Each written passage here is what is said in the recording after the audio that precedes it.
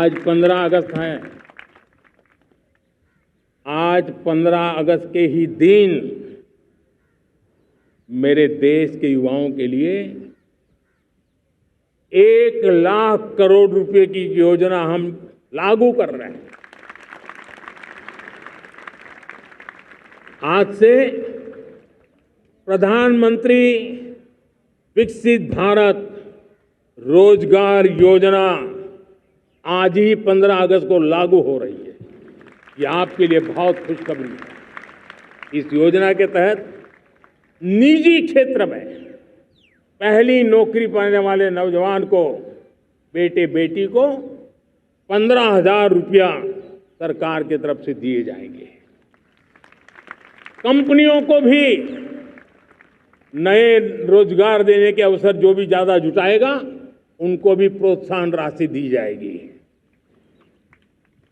प्रधानमंत्री विकसित भारत रोजगार योजना करीब करीब 3.5 करोड़ नौजवानों को रोजगार के नए अवसर बनाएगी। मैं सभी नौजवानों को इसके लिए बहुत बहुत बधाई देता हूं। साथियों, इस दिवाली में आपकी डबल दिवाली का काम मैं करने वाला हूं। इस दिवाली में आपको एक बहुत बड़ा तोहफा देशवासियों को मिलने वाला है। पिछले 8 साल से हमने जीएसटी का बहुत बड़ा रिफॉर्म किया। पूरे देश में टैक्स के बर्डन को कम किया, टैक्स की व्यवस्थाओं को सरल किया और 8 साल के बाद समय की मांग है कि हम एक बार उसको रिव्यू करें। हमने एक हाई पावर कमेटी को बिठा करके रिव्यू शुरू किया, राज्यों से भी विचार विमर्श किया और मेरे प्यारे देशवासियों, हम नेक्स्ट जनरेशन जीएसटी रिफॉर्म्स लेकर के आ रहे हैं। ये दिवाली के अंदर आपके लिए तोहफा बन जाएंगे। सामान्य मानवीय की जरूरतों के टैक्स भारी मात्रा में कम कर दिए जाएंगे। बहुत बड़ी सुविधा बढ़ेगी। हमारे एमएसएमई, हमारे लघु उद्यमी, इनको बहुत बड़ा लाभ मिलेगा। रोजमर्रा की चीजें बहुत सस्ती हो जाएगी और उससे इकोनॉमी को भी एक नया बल मिलने वाला है। जब युद्ध के मैदान में टेक्नोलॉजी का विस्तार हो रहा है, टेक्नोलॉजी हावी हो रही है, तब राष्ट्र की रक्षा के लिए, देश के नागरिकों की सुरक्षा के लिए हमने जो आज महारत पाई है, वो महारत का और विस्तार करने की जरूरत है। हमने आज जो महारत पाई है उसको लगातार अपग्रेडेड करते रहने की आवश्यकता है। और इसलिए साथियों, मैंने एक संकल्प लिया है। मुझे आपके आशीर्वाद चाहिए, कोटि कोटि देशवासियों के आशीर्वाद चाहिए, क्योंकि समृद्धि कितनी ही क्यों न हो, अगर सुरक्षा के प्रति उदासीनता बरतते हैं तो समृद्धि भी किसी काम की नहीं रहती। और इसलिए सुरक्षा का महत्व बहुत बड़ा है। और इसलिए मैं आज लाल किले की प्राचीर से कह रहा हूं, आने वाले 10 साल में 2035 तक राष्ट्र के सभी महत्वपूर्ण स्थलों, जिनमें सामरिक के साथ साथ सिविलियन क्षेत्र भी शामिल है, जैसे अस्पताल हो, रेलवे हो, जो भी आस्था के केंद्र हो, उन्हें टेक्नोलॉजी के नए प्लेटफॉर्म द्वारा पूरी तरह सुरक्षा का कवच दिया जाएगा। ये सुरक्षा का कवच लगातार विस्तार होता जाए, देश का हर नागरिक सुरक्षित महसूस करे। किसी भी प्रकार की टेक्नोलॉजी हम पर वार करने आ जाए, हमारी टेक्नोलॉजी उससे बेहतर सिद्ध हो। और इसलिए आने वाले 10 साल 2035 तक में ये राष्ट्रीय सुरक्षा कवच का विस्तार करना चाहता हूं, मजबूती देना चाहता हूं, आधुनिक बनाना चाहता हूं। और इसलिए भगवान श्री कृष्ण से प्रेरणा पाकर के हमने श्री कृष्ण का जो सुदर्शन चक्र था, उस सुदर्शन चक्र की राह को चुना है। आप में से बहुत लोगों को याद होगा, जब महाभारत की लड़ाई चल रही थी, श्री कृष्ण ने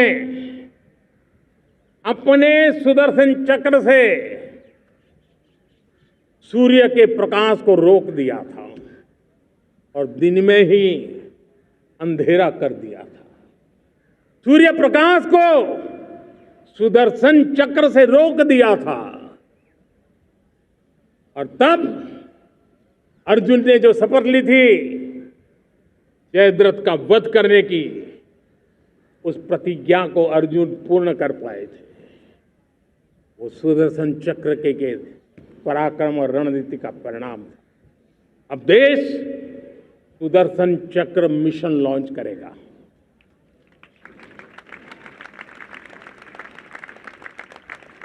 ये मिशन सुदर्शन चक्र एक पावरफुल वेपन सिस्टम दुश्मन के हमले को न्यूट्रलाइज तो करेगा ही करेगा, लेकिन कई गुना ज्यादा दुश्मन पर हिट बैक करेगा।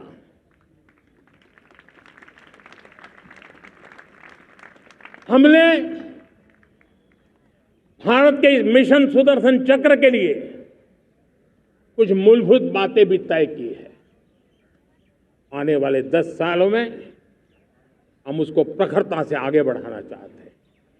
एक तो ये पूरी आधुनिक सिस्टम, इसके लिए रिसर्च, डेवलपमेंट, उसकी मैन्युफैक्चरिंग हमारे देश में ही हो, हमारे देश के नौजवानों के टैलेंट से हो, हमारे देश के लोगों के द्वारा बनी।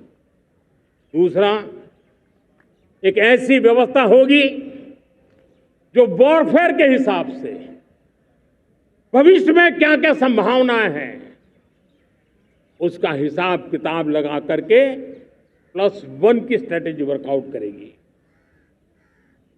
और तीसरा, सुदर्शन चक्र की एक ताकत थी, वो बहुत ही प्रिसाइज, जहां जाना था वहीं जाता था और वापस श्री कृष्ण के पास लौट के आता था। हम इस सुदर्शन चक्र के द्वारा भी टारगेटेड प्रिसाइज एक्शन के लिए भी व्यवस्था को विकसित करने की दिशा में आगे बढ़ेंगे। और इसलिए युद्ध के बदलते तौर तरीकों में राष्ट्र की सुरक्षा, नागरिकों की सुरक्षा के लिए मैं बड़े प्रतिबद्धता के साथ इस कार्य को आगे बढ़ाने के लिए वचन देता हूं। हमने रिफॉर्म की यात्रा को तेज करने के लिए बीड़ा उठाया। हम बहुत तेजी से आगे बढ़ना चाहते हैं। मैं चाहता हूं देशवासियों, देश के लिए कर रहा हूं, मैं मेरे लिए नहीं कर रहा हूं, किसी का बुरा करने के लिए नहीं कर रहा हूं। मेरे राजनीतिक दल, मेरे प्रतिस्पर्धी साथी भी देश की उज्जवल भविष्य के लिए आगे आए, हमारा साथ दें। स्ट्रक्चरल रिफॉर्म्स की बात हो, रेगुलेटरी रिफॉर्म्स की बात हो, पॉलिसी रिफॉर्म की चर्चा हो, प्रोसेस रिफॉर्म की चर्चा हो, प्रोसीड्यूरल रिफॉर्म्स करने की जरूरत हो, हर प्रकार के रिफॉर्म्स ये आज हमने मकसद बना करके चले हैं। और मेरे प्यारे देशवासियों, नेक्स्ट जनरेशन रिफॉर्म्स के लिए हमें एक टास्क फोर्स गठित करने का निर्णय किया है। ये टास्क फोर्स समय सीमा में इस काम को पूरा करे, वर्तमान नियम, कानून, नीतियां, रीतियां 21वीं सदी के अनुकूल, वैश्विक वातावरण में अनुकूल और भारत को 2047 में विकसित राष्ट्र बनाने के संदर्भ में नए सिरे से तैयार हो और उसका समय सीमा में अपना कार्य पूरा करने के लिए इस टास्क फोर्स की रचना की है। मेरे प्यारे देशवासियों, मैं आज देश के सामने एक चिंता, एक चुनौती के संबंध में आगाह करना चाहता हूं। षड्यंत्र के तहत, सोची समझी साजिश के तहत देश की डेमोग्राफी को बदला जा रहा है। एक नए संकट के बीज बोए जा रहे हैं और ये घुसपैठिए मेरे देश के नौजवानों की रोजी रोटी छीन रहे हैं। एक घुसपैठिए मेरे देश की बहन बेटियों को निशाना बना रहे हैं। ये बर्दाश्त नहीं होगा। ये घुसपैठिए भोले भाले आदिवासियों को भ्रमित करके उनकी जमीनों पर कब्जा कर रहे हैं। ये देश सहन नहीं करेगा। और इसलिए मेरे प्यारे देशवासियों, जब डेमोग्राफी परिवर्तन होता है, सीमावर्ती क्षेत्रों में डेमोग्राफी में परिवर्तन होता है, तब राष्ट्रीय सुरक्षा के लिए संकट पैदा होता है। देश की एकता, अखंडता और प्रगति के लिए ये संकट पैदा, सामाजिक तनाव के बीज बो देता है।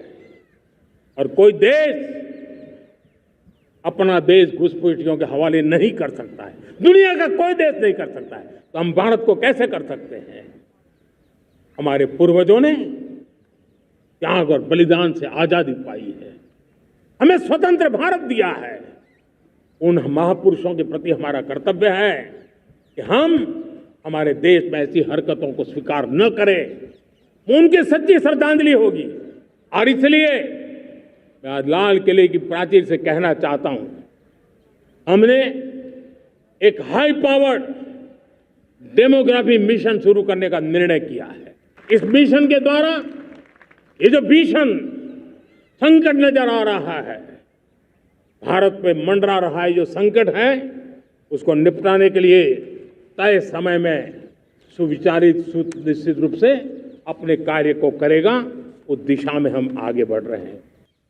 देश को विकसित बनाने के लिए हम अब समुद्र मंथन की तरफ भी जा रहे हैं। हमारे समुद्र के मंथन को आगे बढ़ाते हुए हम समुद्र के भीतर के तेल के भंडार, गैस के भंडार, उसको खोजने की दिशा में एक मिशन मोड में काम करना चाहते हैं।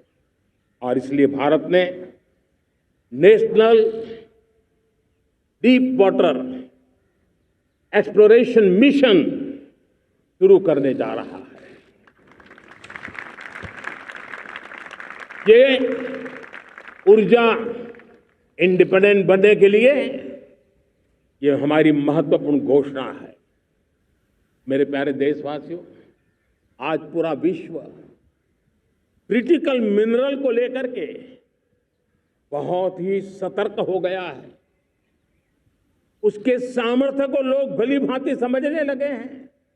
कल तक जिस तरफ ज्यादा ध्यान नहीं था, वो आज सेंटर स्टेज पे है। हमारे लिए भी क्रिटिकल मिनरल्स में आत्मनिर्भरता बहुत अनिवार्य है। एनर्जी का सेक्टर हो, इंडस्ट्री का सेक्टर हो, रक्षा क्षेत्र हो, टेक्नोलॉजी के हर क्षेत्र हो, आज क्रिटिकल मिनरल्स की टेक्नोलॉजी के अंदर बहुत अहम भूमिका है। और इसलिए नेशनल क्रिटिकल मिशन हमने लॉन्च किया है। 1200 से अधिक स्थानों पर खोज का अभियान चल रहा है और हम क्रिटिकल मिनरल में भी आत्मनिर्भर बनने की दिशा में आगे बढ़ रहे हैं। ऊर्जा के क्षेत्रों को ध्यान में रख करके भारत न्यूक्लियर एनर्जी पर भी बहुत बड़े इनिशिएटिव ले रहा है। न्यूक्लियर एनर्जी में 10 नए न्यूक्लियर रिएक्टर तेजी से काम कर रहे हैं। 2047 तक जो कि हमने विकसित भारत का लक्ष्य तय किया है।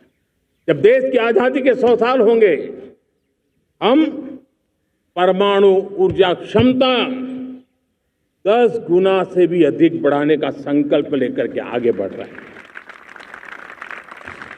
आज मेरा लाल किले की प्राचीर से मेरे देश के युवा वैज्ञानिकों को, मेरे टैलेंटेड यूथ को, मेरे इंजीनियर्स को और प्रोफेशनल्स को और सरकार के हर विभागों को भी मेरा आह्वान है, क्या हमारा अपना made in India fighter jets के लिए जेट इंजन हमारा होना चाहिए कि नहीं होना चाहिए।